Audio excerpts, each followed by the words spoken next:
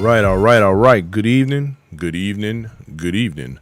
WB Reese is in the building. Good evening, sir. I want to say today it's going to be one of them shows. It's probably going to make you mad because I'm going to talk about a little bit of stuff that carries over into what we've been talking about over the last couple of days that's going to get real hairy.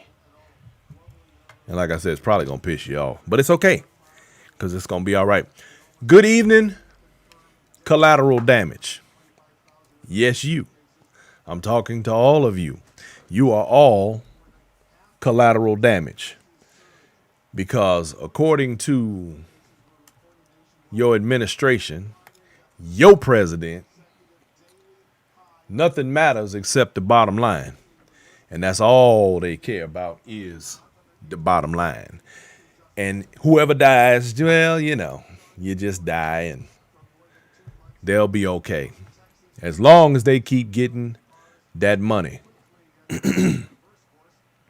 So we are all now named collateral damage. Y'all's president is crazy. Coronavirus is real, y'all. Just in case you didn't know. I don't know what it's going to require for people to finally figure out that this thing is not going away and that we must be diligent about taking care of ourselves and our family. Because coronavirus ain't going nowhere. Anyway, so all right, here we go. First, let me explain a couple of things, y'all. One of the very reasons why I wrote this book, The Black Factor. Now, don't forget to get your copy. I got them on my website, bmforbes.com, in the shop section. But I want to basically explain to you why I do what I do and why I wrote that book. Every day we have all kinds of distractions and different things in front of us.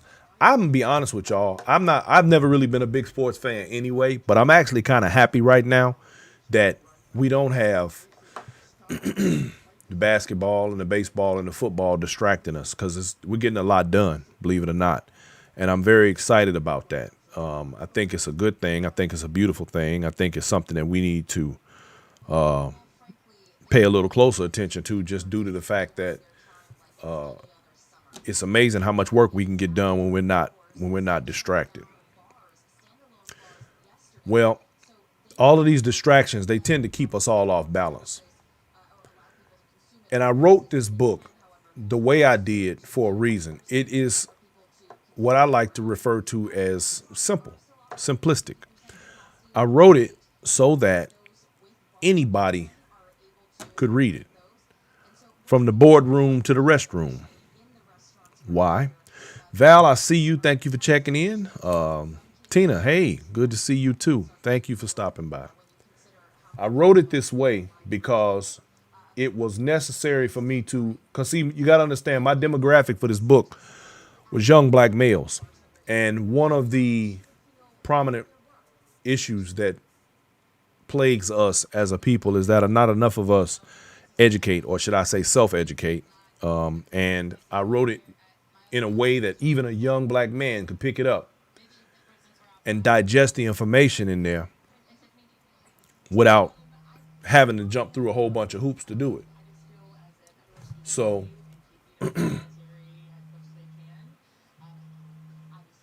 y'all excuse me 1 second. We have an imminent extreme alert that they just sent out in the state of Texas, kind of like an Amber Alert. And it says, stay home. The COVID-19 virus is spreading rapidly across Bexar County. Local hospitals are approaching capacity. Protect yourself and your family. Stay home except for essential activities. Wear face covering and avoid gathering with people outside your household. Stay safe. For more info, visit covid19.sanantonio.gov. Now, you know it done got pretty damn bad when they got to send out an alert on your cell phone like that, like a daggone Amber Alert.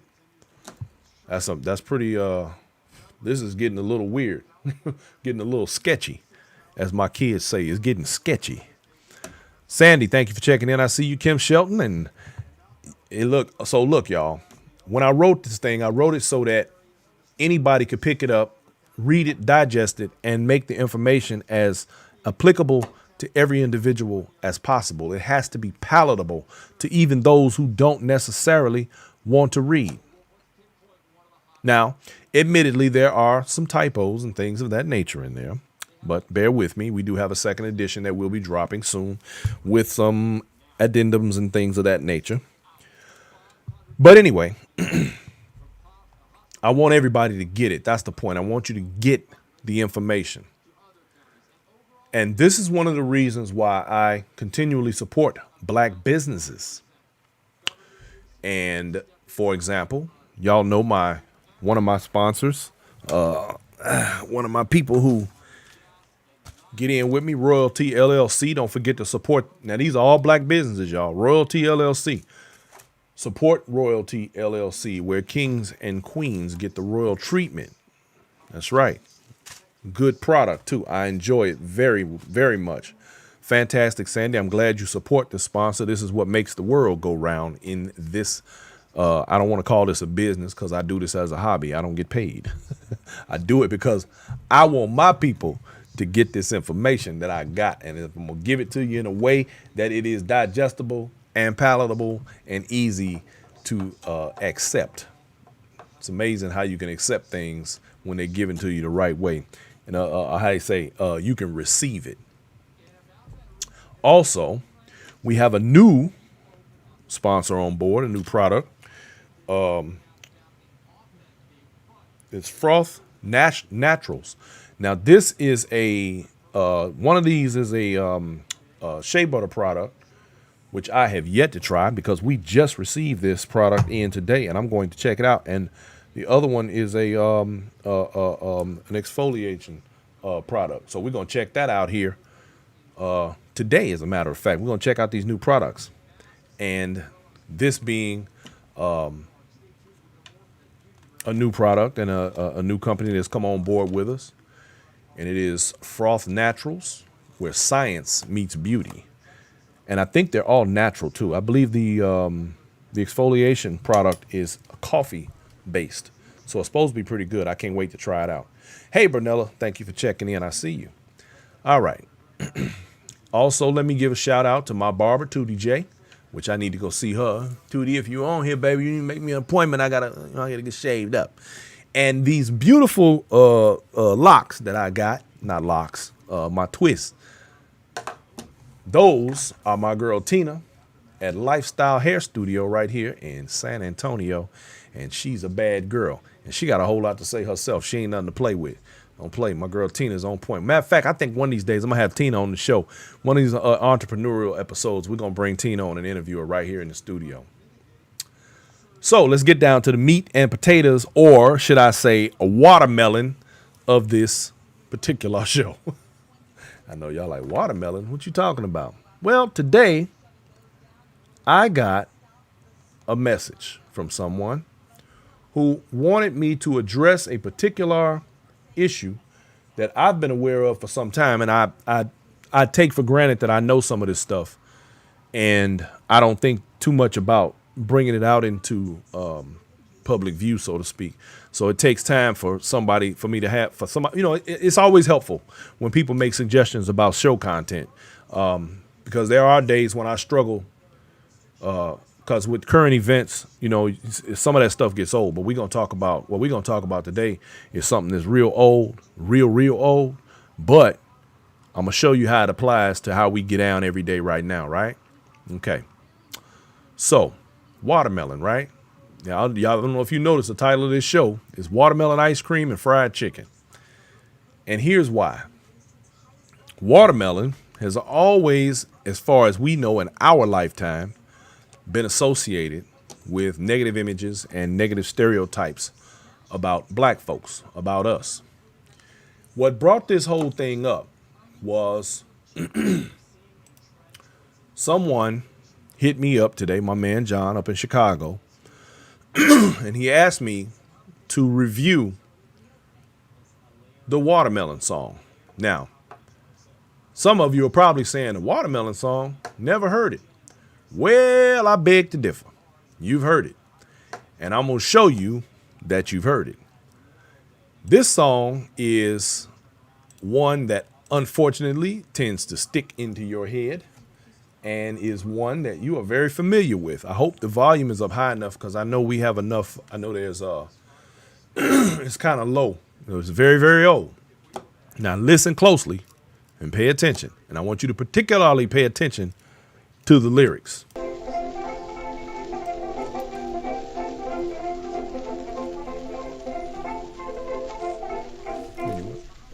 Hello, Dylan.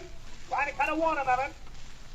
Yeah, you George Washington, Henry Clay, Abraham Lincoln, Woodrow Wilson, Texas. You them Thompson niggas quit rolling them bones and come down and get your ice cream. Yes, ice cream. Cut up man's ice cream. Now I'm pausing it right there. Now, did you hear what he just said? Ice cream. He said, color man's ice cream. Watermelon. Watermelon. Well,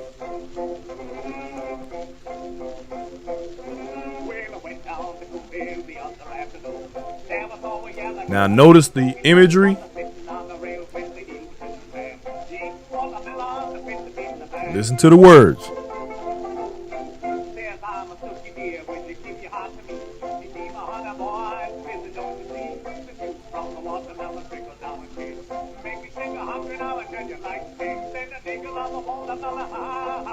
Nigga love a watermelon, ha ha ha ha.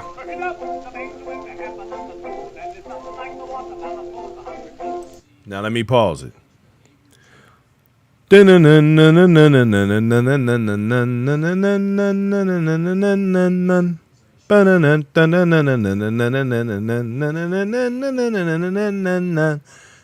is that? That is the ice cream truck. The ice cream truck that comes down and has come down all of our streets at one time or another, playing that jingle out the speaker. Nigga love a watermelon. Ha ha. Ha ha. Exactly, Val. Same song. Now, the problem being like everything else with our history, you don't know these things because you just don't know. Unless somehow, some way, someone points these things out and you become aware of them. Well, today I am pointing it out so that you can see for yourself. Michael Reese, you say back in the day, I say today. It happens now. That song is still playing on ice cream trucks all over these United States. I've heard it. I hear it. It hasn't gone anywhere. It's still the jingle. Nigga love a watermelon. Ha ha ha ha. Now pay attention to the imagery while the song is playing. Although this particular cartoon has another song attached to it. It's a sort of a boogie woogie song, and it's not much better. Let me put it that way. All right, enough of that. So here's the point. Now, that's just one song. It turns out that, of course, there are lots of songs that play. Here's one. It's called The Coon's Trademark. This is sheet music to a song. And the Coon's Trademark is a watermelon chicken, a raisin, and a coon. A Coon's Trademark. Watermelon chicken, a raisin, and a coon. Now, I'm showing you these images, and I'm explaining this imagery for a reason. We're going to get to that. Okay? Now, yesterday I talked about some things dealing with the Emancipation Proclamation and the after effects of slavery, and the fact that, of course, we were at that time considered what they call freemen. And as freemen, we were allowed to vote and actually take offices, in which we did do. And it is a little known fact, by the way. Hey, Muriel, thank you for checking in. I see you, Sandy. It is a little known fact that right after the Emancipation Proclamation, due to Lincoln, and I don't want you to misunderstand. A lot of people think Lincoln freed the slaves like he did the slaves a favor. He didn't do the slaves a favor. He freed the slaves because he was attempting to cripple the South economically. Without free labor, they didn't have a way to continue production and continue their economic strides without that free labor. So in doing that, when the Confederacy lost, the part of the 40 acre and a mule concept where we were supposed to receive 40 acres and a mule, there were ex-slaves who did actually receive land. They received quite a bit of land and actually began farming. Some of this land was taken from the Confederacy and given to some of the slaves who had and their descendants had farmed for decades. They had generations of families that had farmed this land, only they did it for a master rather than for themselves. So, but here's where the rub comes in. Once Lincoln got assassinated,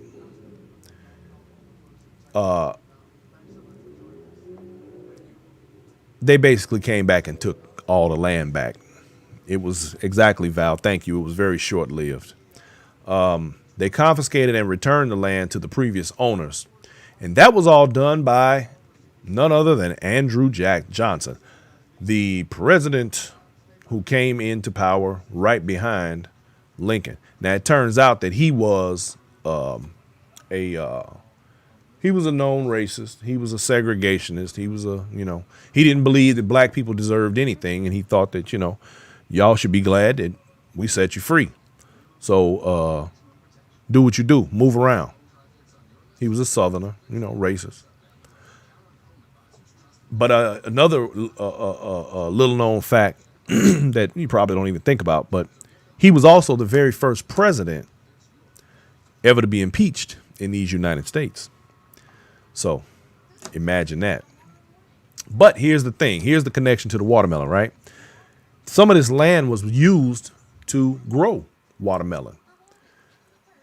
Little known fact. Watermelon was actually a crop that slaves were allowed to grow outside of whatever other things they had going on where they were concerned with the plantation.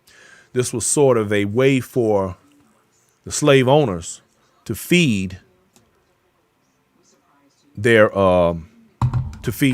slaves. So in the midst of doing that, wait a minute. In the midst of doing that, they became pretty good at growing watermelon, and it was said that it was a lazy man's crop, if you will. Kim Shelton, it was Andrew Johnson, not Jackson, Johnson. It was an easy crop to grow, so they grew watermelon. Well, they got so good at it, like everything else that they did for free throughout their entire tenure as slaves, that this became a prosperous crop after slavery. So they would grow watermelon, and watermelon became a sort of an economic staple for black people after slavery. Black people grew, ate, and sold watermelons. They did that during slavery. So once they got free, needless to say, it was easy to start turning a buck, right? So they had an economic way to do things. Now, I'm not speaking about all of them. I'm just saying. So, and what I'm explaining here has to do with the way black people became associated with watermelon and the negative stereotype of it, because there is no negative stereotype, but you had people who were very upset that black people were able to begin making economic strides and becoming successful at farming with something that was basically ridiculed and made fun of. So to whites, it seemed like now blacks were kind of flaunting their newfound freedom, living off their own land, selling watermelons in the market, and worst of all, actually enjoying eating watermelon together, right? So the newspapers that were, of course, in these areas, they began to characterize and amplify the association between watermelon and free black people. So in 1869, Frank Leslie illustrated a newspaper and published what was perhaps the first caricature of the blacks reveling in eating watermelon. So in other words, you know how you have your newspapers that come out now and you see those little in the editorial section, and somebody makes a political satire comic or says something, they make real big statements by putting these little caricatures and cartoons in. This was what was beginning to happen with black people and watermelon. And needless to say, those things became quite exaggerated, and it is what we now see as some of those depictions. And what this means is basically is sort of a throwback to understanding how the media has played such a large role in the dehumanization of black people. This was part of the beginning of that. See, we watch these television shows and we support shows that essentially do that same thing. I'm gonna blow you away in a second though, because I got something else for you. Now, the article that was put out with the caricature, it said, and I'm paraphrasing, that the Southern Negro clearly exhibits his unusual excessive fondness for watermelon. The juvenile freedman is especially intense in his partiality for that refreshing fruit. So 2 years later, a Georgia newspaper reported that a black man had been arrested for poisoning a watermelon with the intent of killing a neighbor. The story headlined Negro Ku Klux, which equated him to black on black crime, black on black violence. That's what it was called then, with the Ku Klux Klan asking facetiously whether the radical Republican Congressional Subcommittee investigating the Klan would investigate this freedman's actions. So in other words, they wanted to take the actions of this one black person who allegedly used the watermelon to poison a neighbor, to all of the atrocities that the Klan had been guilty of thus far. Imagine that. The article began with a scornful depiction of the man on his way to the courthouse on Sabbath afternoon. We encountered a strapping 15th, and now listen to this. We encountered a strapping 15th Amendment. He was referred to as a 15th Amendment. And in case you don't know, in the 15th Amendment is where they tear down the 3/5 rule about whether or not black people are actually human, or 3/5 of a man. So they referred to him as a 15th Amendment, bearing an enormous watermelon in his arms en route for the courthouse. It was as if the freedman's worst crime was not attempted murder, but walking around in public with that ridiculous fruit. The primary message of the watermelon stereotype was that black people were not ready for freedom. During the 1880 election season, Democrats accused the South Carolina state legislature, which had been majority black during Reconstruction, of having wasted taxpayers' money on watermelons for their own refreshment. This fiction was found in its way into history books. D.W. Griffith's white supremacist epic film, The Birth of a Nation, released in 1915, included a watermelon feast in its depiction of emancipation, as corrupt Northern whites encouraged the former slaves to stop working and enjoy some watermelon instead. Now, D.W. Griffith, I don't know how many of you have ever seen this, but I'm going to put this out there because you need to watch it any chance you get. It's a long movie. It's 3 hours, and it's a silent film. It has the little caption boxes. It's called Birth of a Nation. It is the first title for Birth of a Nation, created before the one we just saw that described the Nat Turner story. And we're going to talk about Nat Turner, too, one of these days. Now, this has been considered a masterpiece of racist cinema. And then there's a particular scene in this movie that I want to bring to your attention. And it is a scene where the Negro Party that I just mentioned in this article, who was in control of the South Carolina, they actually had more blacks in office at that time than they did whites. The fear was that black people were going to take over and ruin the lives and everything else of white folks. And they were actually, in that particular situation, the minority. You know, that's got to be a scary thing for people that's been in power for all this time and afraid that someone would actually do to them what they've been doing to others for a very long time. So, needless to say, that posed a problem. Now, right here, this is one of the little caption cards that goes with the movie, and it says the riot, a riot, they call it a riot, in the Masters Hall, the Negro Party in control in the State House of Representatives, 101 blacks against 23 whites, session of 1871. Now, it says an historical facsimile of the State House of Representatives of South Carolina as it was in 1870, after photographed by the Columbus State. Now, this factually was that black folks did have control over the government of South Carolina for that time. Now, pay attention to what you see in this, as I'm going to narrate it as we watch.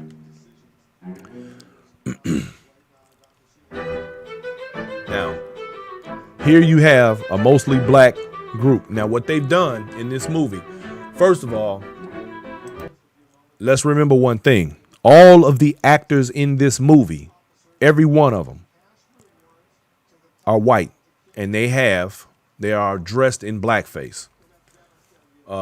They would not allow black people to be actors, of course, during this time. So it was, and D.B. Griffith was a fierce racist.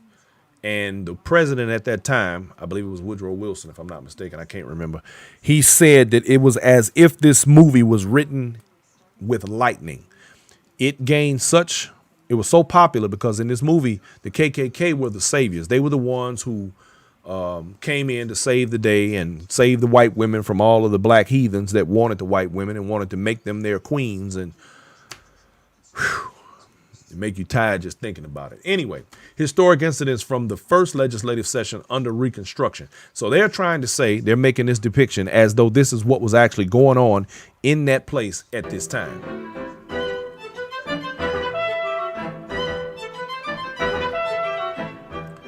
Now, you see my man sitting there eating peanuts. They're making them out to be clowns, basically. The honorable member of it. Check my man out taking a drink.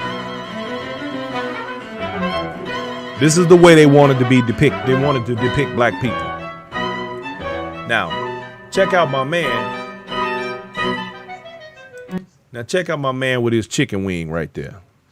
This cat got a chicken wing in it, chicken leg in his hand, and this dude over here got his feet out with his feet up on the desk.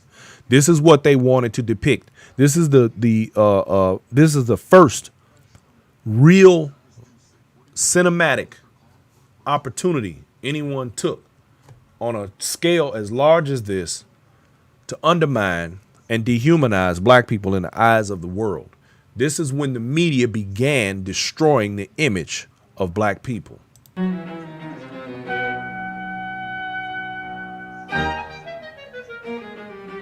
Now remember, nobody in this movie is black. Everybody is white in blackface. All members must wear shoes.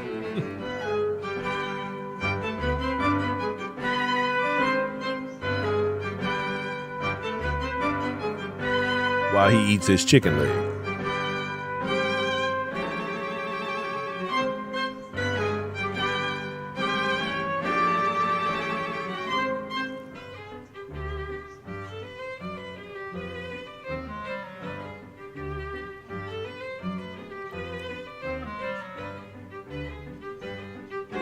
Look at that, the helpless white minority.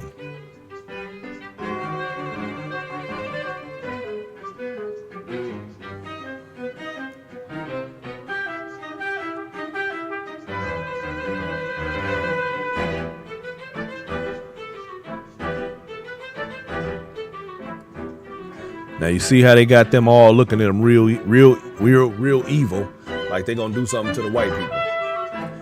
The passage of the bill providing an intermarriage of blacks and whites. See, that was one of their biggest fears. One of the large parts of this movie has to do with the fact that they were worried so much about whether or not they white women were gonna be lost to the darkies. Imagine that.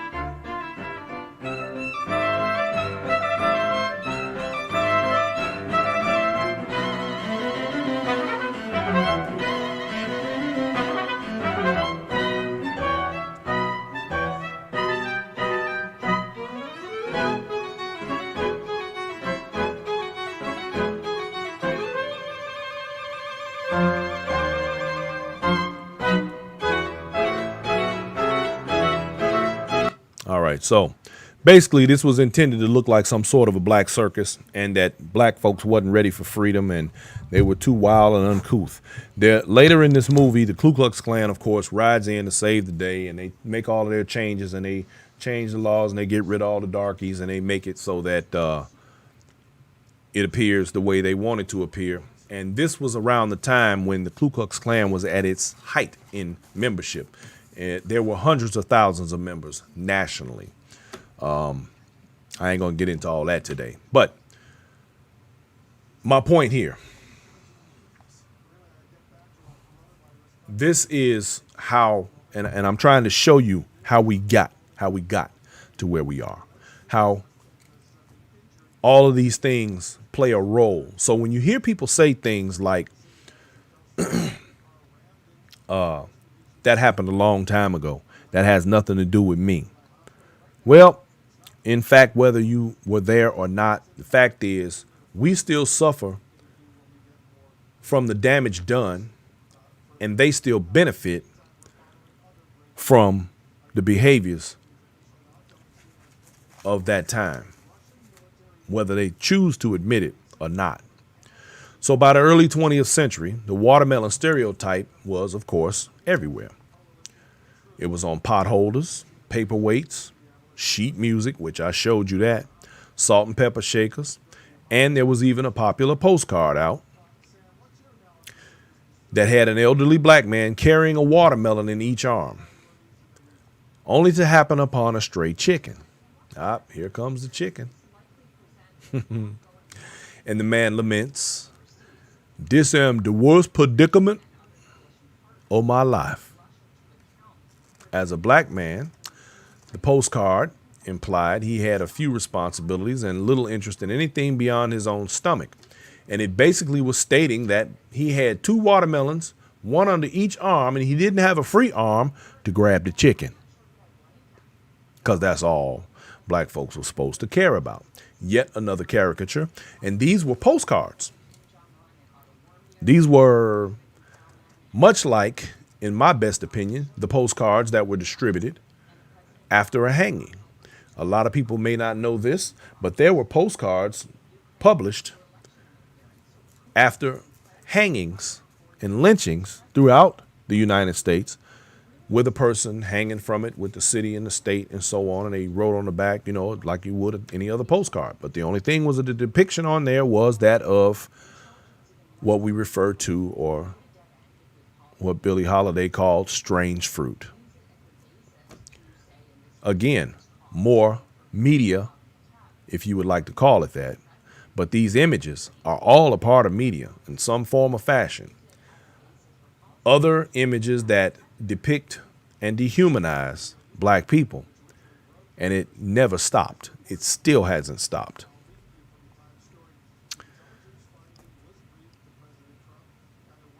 Edwin Porter. He was famous for directing the Great Train Robbery in 1903. He co-directed A Watermelon Patch 2 years later, which featured darkies, as we were called. Sneaking into a watermelon patch, men dressed as skeletons chased them away. Chased away the watermelon thieves. But guess what the skeletons were? Ku Klux Klan. You ever seen them Ku Klux Klan outfits, and they have the skeleton painted on them? That's what that was. So they were supposedly dressed as ghosts with skeletons on them, right? So they had a watermelon eating contest, and of course, in this movie.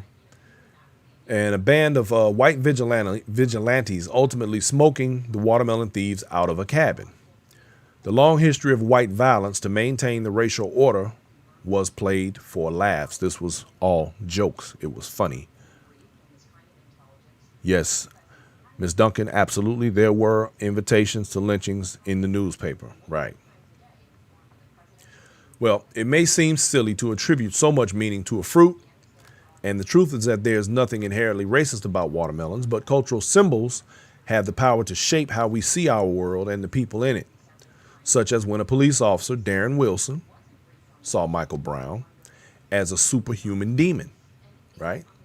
These symbols have roots in real historical struggles, specifically in the case of the watermelon, white people's fear of the emancipated black body and their fear of losing the power and control that they have.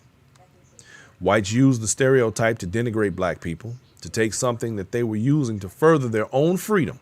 Because now remember, these watermelons were an economic windfall for black folks. They wanted to make it an object of ridicule. That way, very much the way you watch some of our Caucasian politicians work so hard to denigrate and bring down, or should I say, character assassinate some of the black folks in our communities who are working very hard to do things for the community. They plant stories, they make up things, they say things, and they'll say anything to turn black people against other blacks so that they then become castrated and remove whatever power or opportunity they have to help their own people. So it's sort of the very same thing. I know we sometimes have again, though, when you don't know stuff, when you don't know the history, it's difficult to understand that it's being repeated. So by taking something that benefits us, benefits people as a whole, and making it into something to be ridiculed and made fun of and made jokes about, it takes away the want or need to then, be a part of having watermelons. I actually know people who will not buy a watermelon or will not be seen in public eating watermelon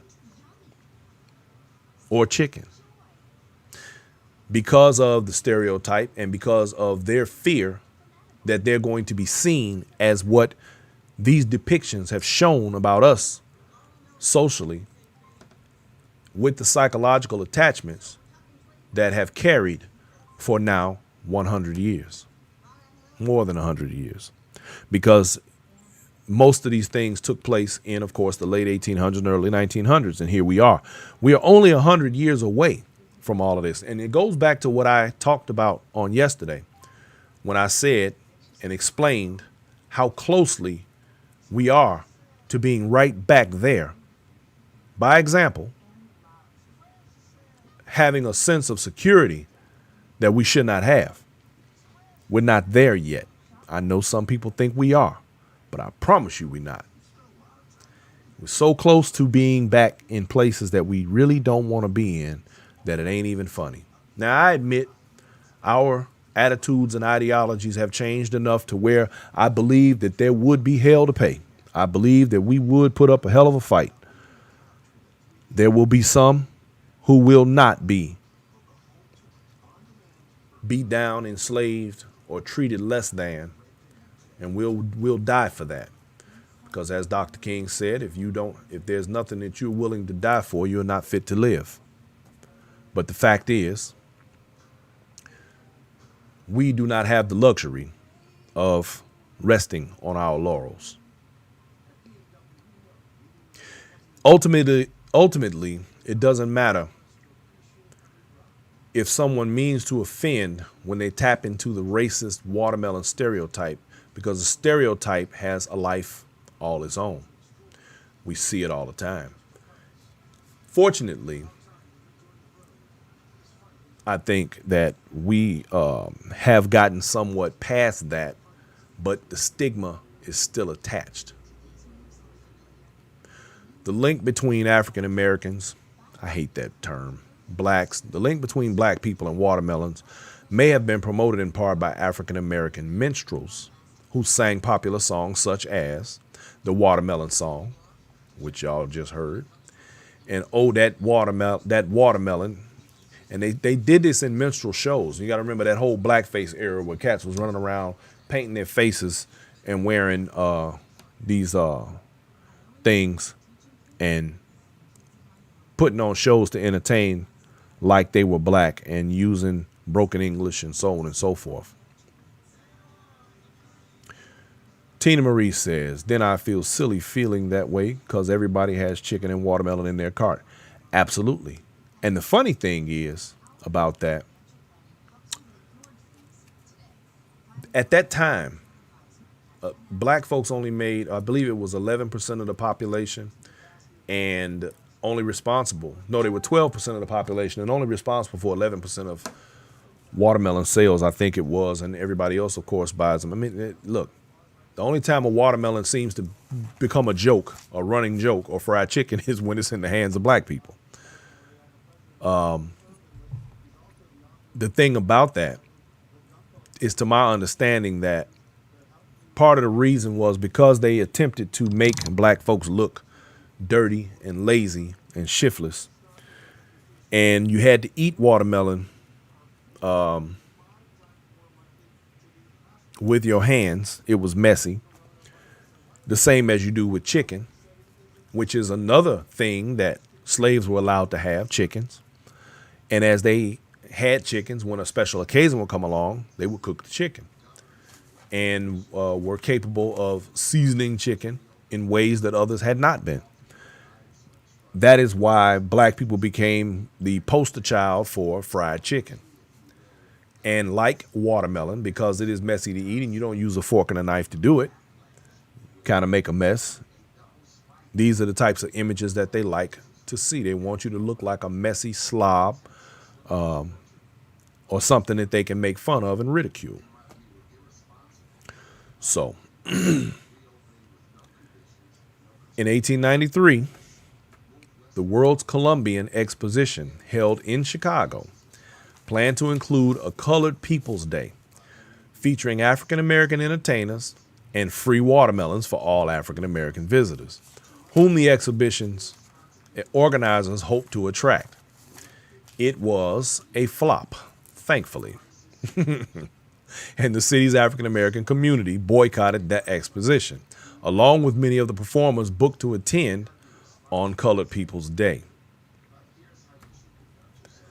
At the end of the 19th century, there was a brief genre of watermelon pictures, cinematic caricatures, and African American life showing such supposedly typical pursuits as eating watermelons, cakewalking, and stealing chickens, with titles such as The Watermelon Contest, that was in 1896, Dancing Darkies, 1896, Watermelon Feast, 1896, and Who Said Watermelon in 1900. In 1902, the African American characters in such features were initially played by black performers, but from about 1903 onward, they were replaced by white actors performing in blackface.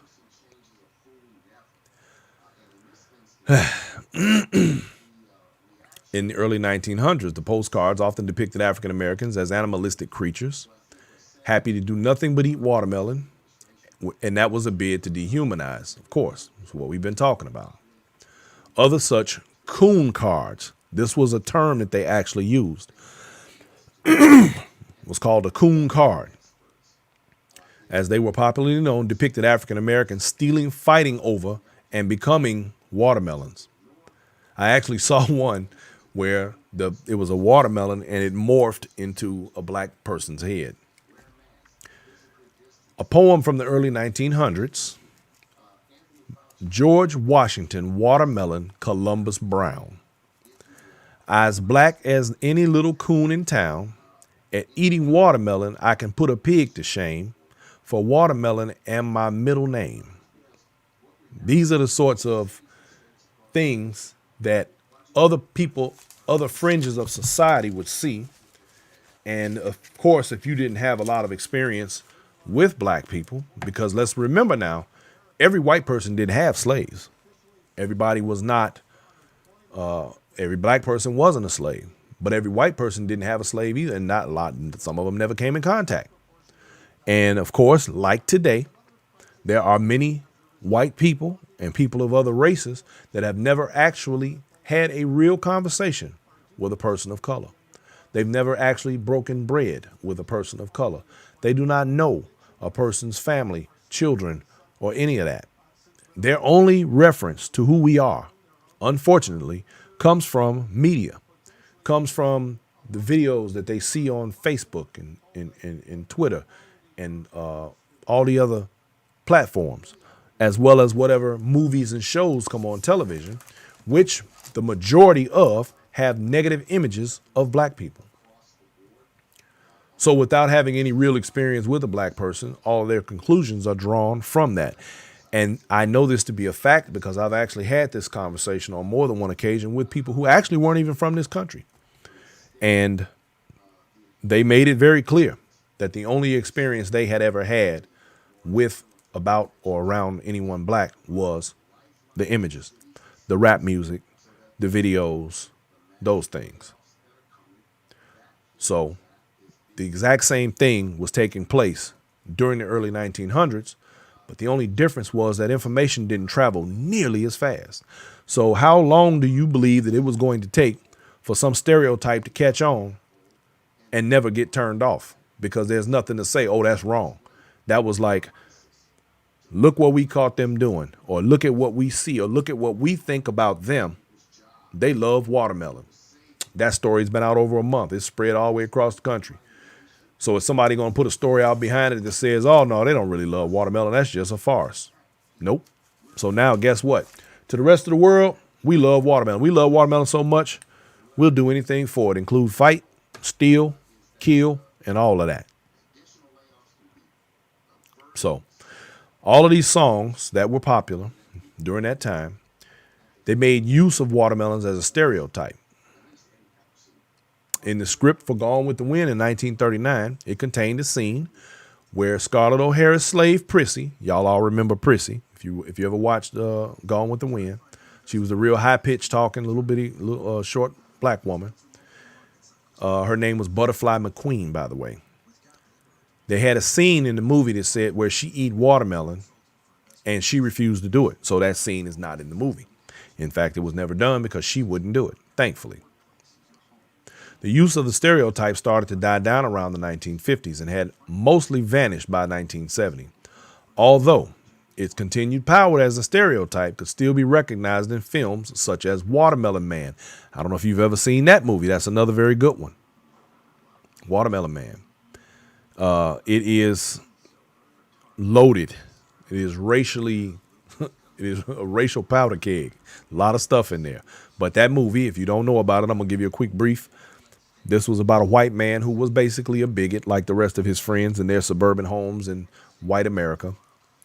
And he didn't particularly care for black people, but one day he woke up black and he had to still try to live in his neighborhood and function as a black man in a white man's world. And it became sort of funny, but not really. Good movie, though. Check it out if you get the opportunity. Then they came out with a movie called Watermelon Woman in 1996. I never saw that one. Thank God. I can't even imagine. Bamboozled was in 2001. We know that was a Spike Lee joint, which it was good. But watermelons were used because he was, in fact, demonstrating the menstrual mentality of people during that time. Tom Berry, thank you for checking in. I see you, Wanda. It's good to see everybody. So, Watermelon also provided a theme for many racial jokes in the 2000s.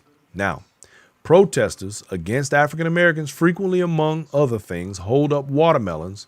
Racist imagery of President Barack Obama consuming watermelon was a subject of viral emails circulated by his political opponents. So see, they brought that all the way from 1896 all the way to 2008 to make fun of the first black president. They used a watermelon.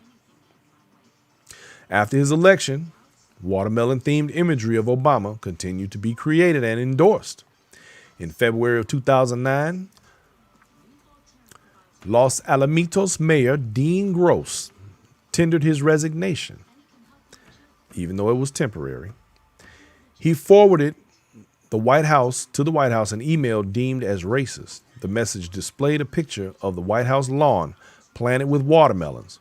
Gross claimed that he was not aware of the watermelon stereotype. Boy, stop. A statue of Obama holding a watermelon in Kentucky drew criticism. The owner of the statue maintained that the watermelon was there because the statue might get hungry standing there. See, these are the things that we have had to endure. And using what at some point or another were another way for black people to prosper. And they were prospering in farming with watermelon. So in order to help destroy that, the same way they have always said to black people, y'all are lazy. Pull yourself up by your bootstraps. And the second that that happens, they come. Historically, this is historical fact. You know, like I always say, you ain't got to believe me. We talked about a lot of the massacres and raids and death yesterday and the day before, as a matter of fact. Every day I managed to find a new massacre that I didn't know about. There's so many of them. But we attempt to bring ourselves up and do the best that we can, which always seems to be pretty successful, until one of them gets a wild hair up their ass and they come and burn it all down. Steal it, burn it down, claim it, take it. Listen, I'm going to just say this because I personally am tired. I'm going to say this right here. I said it yesterday. I'm going to say it again today. If any individual who is white, lighter than me, whatever he may be, I don't care what he color. He could be polka dot with green stripes.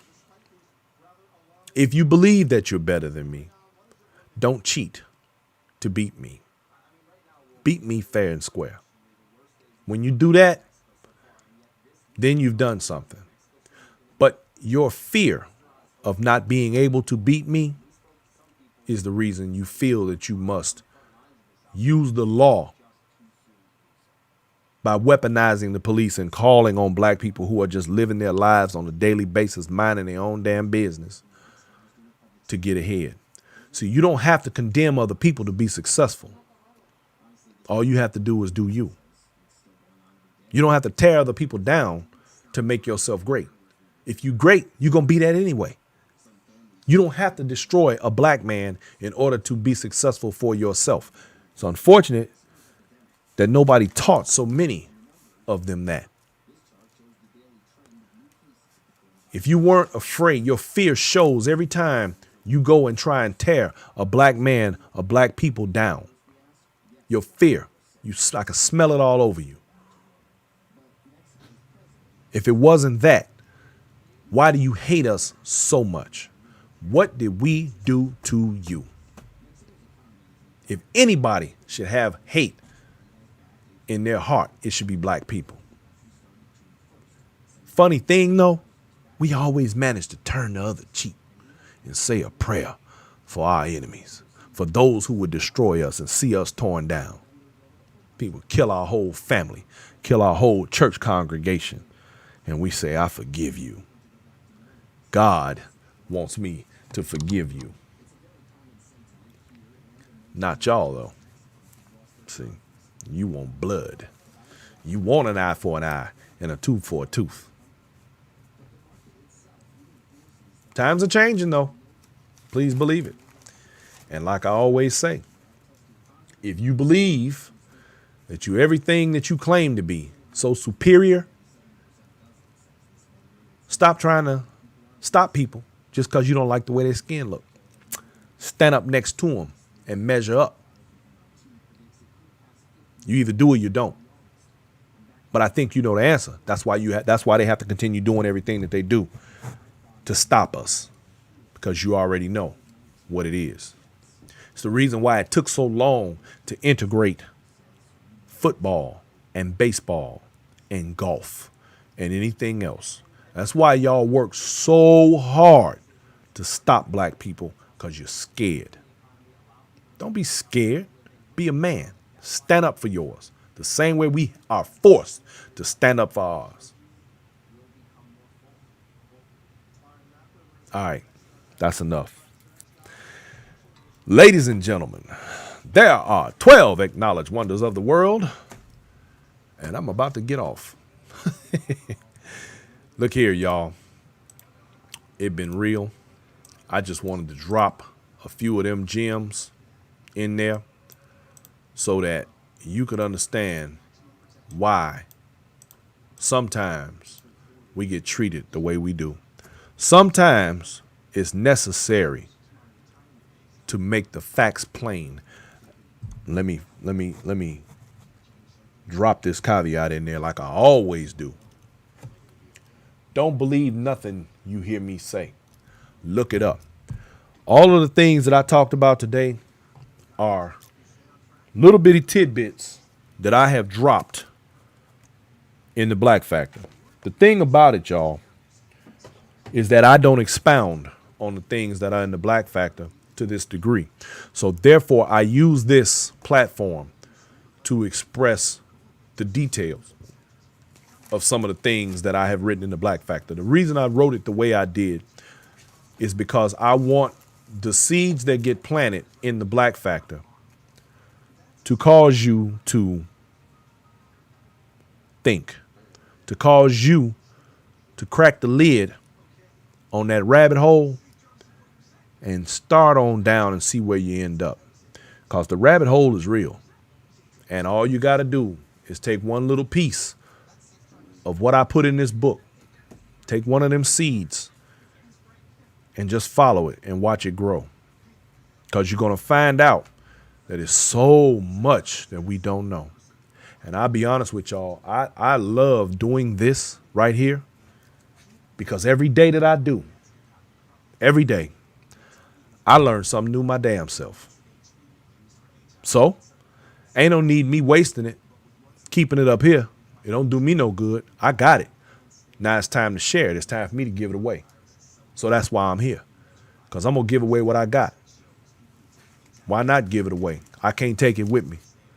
I can't take it to the grave. Once they got me, they got me. That's it. I'm gone. Ain't nothing else to do. And ain't no need in keeping it all locked up and boxed up. So we're going to put it out there. I'm going to plant some seeds myself. I'm going to make sure that what I get, I give. I'm going to make sure y'all get it. And the other thing is, hell, I ain't never seen no Brinks truck or no U-Haul follow nobody to the graveyard. And I don't even know what it come when it come to just giving what's on your mind. So I'm going to leave something here. I'm going to leave something with the rest of y'all. I'm going to leave something with somebody. I want it to be said that if he didn't do nothing else, he cared enough about his people to make sure that they understood, that they knew what was right and what was wrong, and had the willingness to find out more. Shit, come show me something. All right, y'all, we going to get on down. It been real.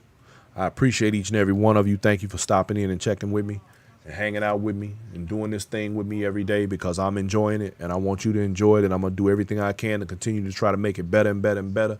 I'm going to try to provide as much information and things as I can to make it interesting, because ain't nothing worse than a horrible teacher. All right, y'all. Love, peace, and chicken grease. Chicken grease. How about watermelon juice? I'm out, y'all. Door number 2 or door number 3. Oh, wow. Oh, all right, okay, all right. No, wait, okay. All right, no, wait. Oh, wait, Monty. Door number 1, 3, 2, 8. No, wait, hold on.